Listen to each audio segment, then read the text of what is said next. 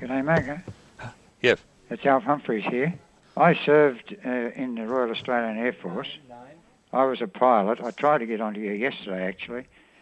I served over in England on heavy bombers, but the interesting thing was I served with 75 New Zealand Squadron. I flew Stirlings, and then I flew Lancasters with them. In Christchurch, New Zealand, there is an New Zealand Air Force museum, and in the museum there's a picture of me. Oh, is there? Yeah, which is a bit funny.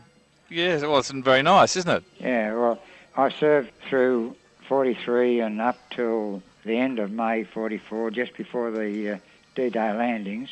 On my last operation, we got badly shot up and my navigator was wounded, so they took us off operations. And I missed out on the D-Day landings.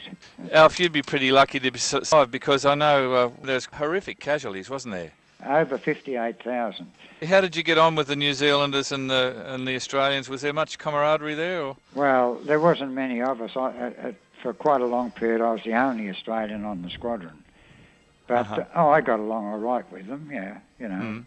There was always that rivalry, I think, you know. Friendly. When I walked into the flight office the very first day, they said to me, "Oh, an Australian, you won't last very long." And I sort of got a hell of a shock, you know. And I said, "What do you mean?" He said, "Well, we haven't had an Australian finish on a tour down here for nearly 2 years." And I broke the hoodoo. A year later, I finished my tour, and I was the first one in about 2.5 years to finish an operation tour with New Zealand, an Australian, to finish an operation tour with them. Alf, how do you look back on that time now? Well, I've read through my logbook a few times. I've actually, a couple of years ago, I was asked to give a talk, and I looked through my logbook, and when I read the things that I had done, I was amazed. Where you'd been, and the way the searchlights had sort of searched you out, how the flak was. I brought, one night I came home with 73 pieces of anti-aircraft flak in the bottom of the airplane. And dear oh dear. You know, my bomb aimer said, "I've got an obstruction in the bomb sight." I said, "Well, we've dropped our bombs. Worry about it when we get home." The obstruction was a piece of flak about 4 inches long. There was a song I played yesterday called "Full Moon Tonight," which is about Bomber Command, because it was full moon last night, and here it seems that was anathema to bomber crews. They didn't want to fly on full moon nights, I suppose, because everyone could see them and shoot them. We didn't like the full moon. A half moon wasn't too bad, but a full moon was pretty crook. But what I didn't like more than anything else was the middle of winter, when all the clouds and the ice was around. And I had an occasion when my 4 engines completely stopped because of ice.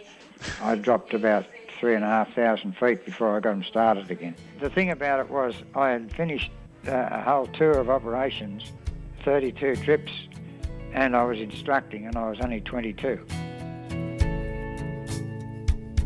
The faces I see are passing illusions of men on a journey to kill or to die. Can't help the feeling that we all know some of us will be coming home. A full moon tonight, a full moon tonight. Lord, fly with me and bring me home. Never thought the moonlight would scare me so. Fly with me, Lord, and bring me home.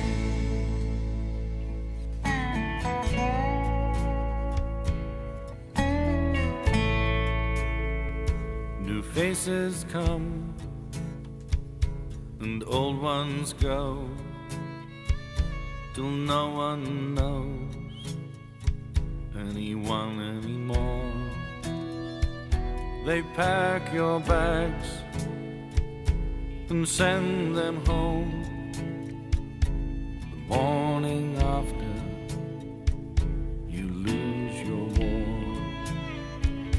A full moon night, a full moon night, Lord, fly with me and bring me home. Never thought the moonlight would scare me so. Fly with me, Lord, and bring me home.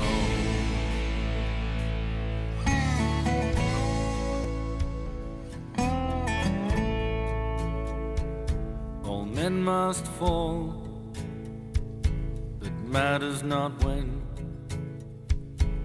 Time will always win in the end. The vision remains of youth in its prime, and ghosts will never grow old with time. A full moon tonight, a full moon tonight, Lord, fly with me and bring me home. Never thought the moonlight would scare me so. Fly with me, Lord, and bring me home. A full moon tonight. But that was the kind of, as I say, I read through my logbook and read some of these things. On that last trip, as I said, there was an engine was out of action, there was a fire in my Bombay, and I had a wounded navigator, and, it was not very nice. Alf, it's great to talk to you this morning, and lovely to make contact, mate, even though we're here in Auckland, where they're just getting ready for the civil ceremony, and it's there's heaps of people here. They've really taken to Anzac Day here. Yeah, well, I'm getting ready now. I'm ready to go into the Anzac Parade in Sydney here, and I've got two granddaughters who are going to march with me.